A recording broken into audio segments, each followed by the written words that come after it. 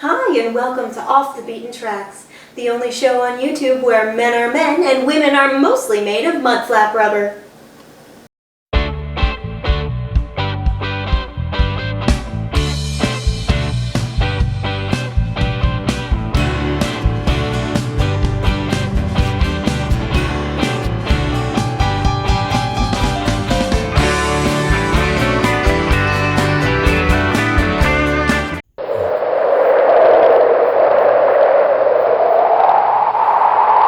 Hello and welcome to Off the Beaten Tracks. Today I'm going to be doing a competition. This is Emma from 8 Vinyl Low.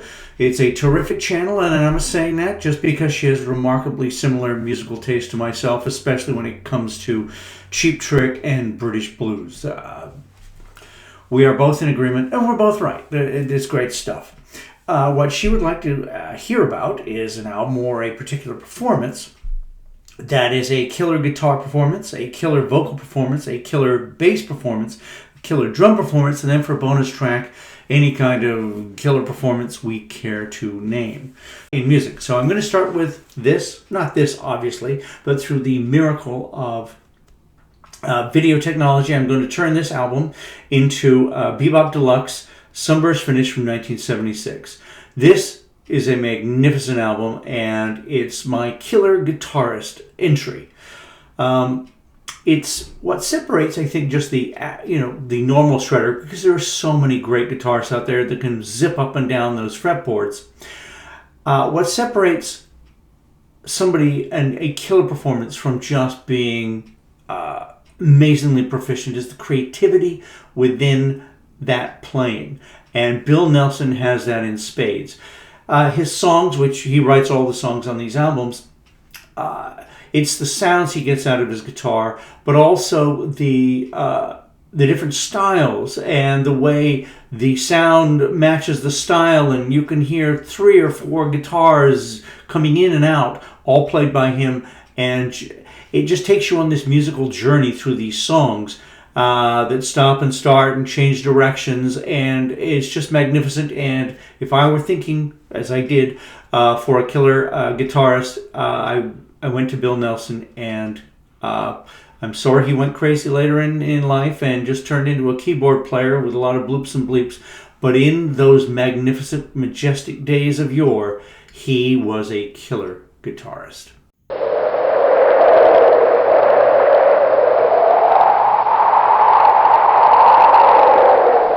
Next, I'm going to go on to killer vocals. And this is Pollution's second album. I think it's from 1971 or 72. And I digitize every album I listen to. And I have a blog, and I mention them on this blog. I put them all up on the blog. And one of the albums was Pollution. And somebody wrote to me one day and said that they would love for me to send them a song called Mother Earth off this album. Now, Dobie Gray does a lot of the vocals on this, but also there's she's billed as Sister Tata or Tata, Tate, I don't know. Let's call her Sister Tata. And she's also known as Tata Carmen, or Rose Vega are her other monikers that she goes by. And somebody wrote to me and said, could I please send them this song, Mother Earth? Now, it's written by Louis Simkin and Peter Chapman. Peter Chapman, for those I'm sure Chris at Blues Guy knows, is Memphis Slim. And when he performs, he's Memphis Slim, but when he's writing songs, he's Peter Chapman. It's a blues song, so that should appeal to Emma, and it's down below. But this woman said, I'd love to hear this Mother Earth song. So sometimes when you digitize these things, you listen to them, but it doesn't have your full attention, so it made me curious about this song. And I put it on before I sent it to her, and I'm telling you, her singing could set your hair on fire. This is just an amazing vocal performance. It's just scintillating, and it goes on for about 6 minutes and is worth every second. So if I were looking for a killer vocal, and obviously there are the Robert Plants and there are the Steve Tylers, of which I think are magnificent singers, but this moment in time, this one song, this is what immediately came into my head. Sister Tata singing Mother Earth on the Pollution's second album.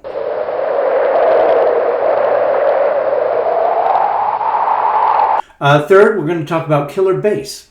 And to me, one of the great bass players and one of the great songwriters and one of the great singers is Phil Lynott. And this was his solo album, Solo in Soho, from 1980. It's a massively good album. It has Mark Knopfler on it, and Huey Lewis and Midge Ure playing on this album. And the songs are top-notch. He writes some, he covers some, such as Dear Miss Lonely Hearts, King's Call, which was his ode to Elvis after Elvis died, which ironically, he suffered basically the same fate a few years later. But Solo in Soho especially has this rich, brassy foundation in his bass playing of a reggae-inflected masterpiece. It's an unbelievably good song. I've got it down below along with King's Call. I think he was a special bass player and a special musician. Almost killed Pete Townsend. I was just reading a story. Pete Townsend went to this wild party, and apparently he passed out. Woke up. He said at some point, and everybody had gone. He had a needle in his arm, and Phil Lynott was standing over top of him. Just an interesting little by story. That Phil Lynott is my killer, and almost literally killer.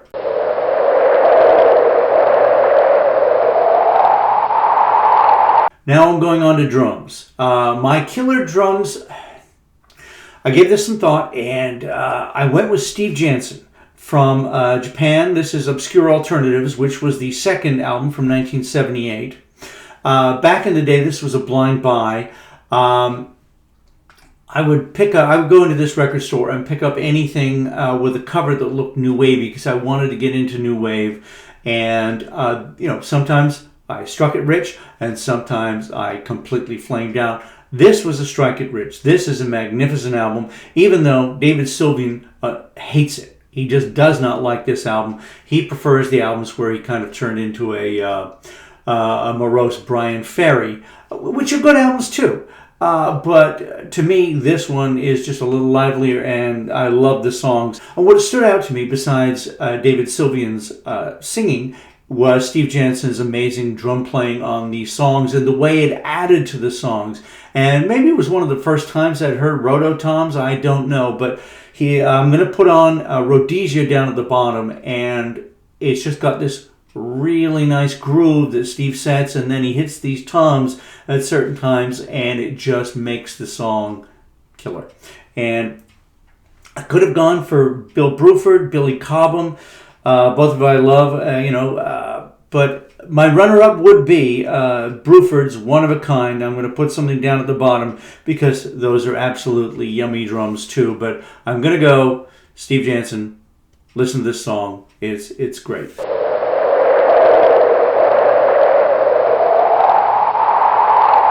Okay, for my bonus question, which is Killer Anything You Want, I'm going to go with King Crimson Discipline from 1981. And this is killer drums, killer bass, and killer guitars. The vocals are good, but the rest of it is just amazing. This is one of my go-to albums. I probably should have put it in Steve Carlson's competition, but I didn't for some bizarre reason. But this starts off with Elephant Talk, goes into Frame by Frame. Some of these songs, what I really like about them, and I put live performances down at the bottom so you can see how impossible these are to play, some of these songs. But what really makes it killer to me is not only are these incredibly hard songs, some of these are with amazing musical figures in them, but how accessible they are. It's not just hard playing that you have to listen to a million times before you can extract the musical juice from them. These are immediately appealing songs despite their complexity, and I think that is a real challenge. That's a much tougher road to hoe to me than just playing something that is amazing and difficult, but to combine that with the creativity and the way. And you'll see in these videos how seemingly easy it is for Bill Bruford is just such an amazing drummer, and Tony Levin is, with that million string bass thing he plays, just, I mean, he doesn't even think about it. I mean, he's playing all these hard things with these difficult rhythms, and he's just all over the place. Basically, it looks like he's thinking about having a nice soda with his lunch or something. And the joy with which Adrian Bellew plays his guitar,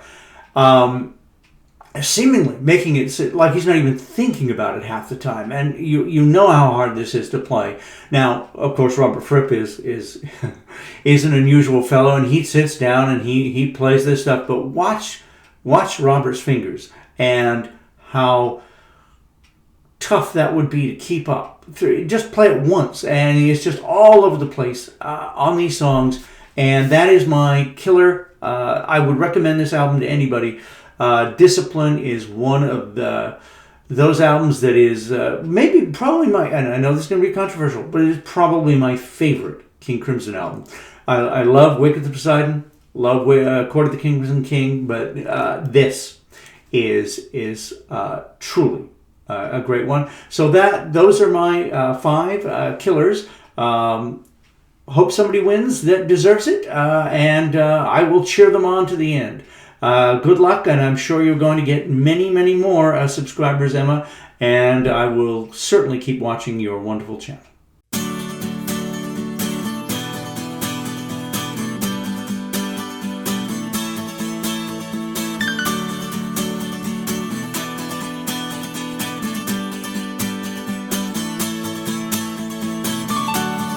Right? Okay. Okay.